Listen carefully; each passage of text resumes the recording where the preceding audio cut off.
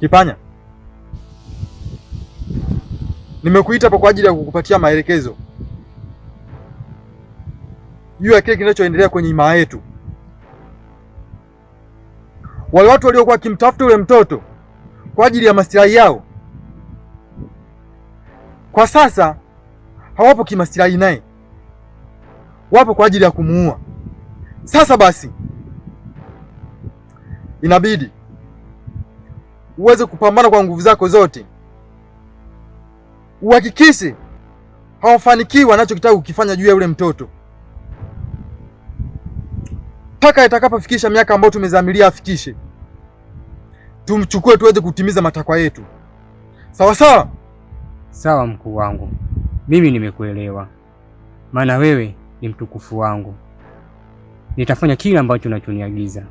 Nipo tayari kwa ajili ya mapambano. Umezidi sana porojo, halafu na kupaga maelekezo unaenda kwenye mishangazi yako.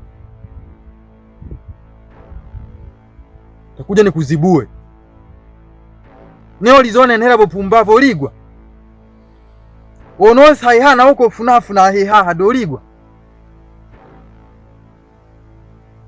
ingagaha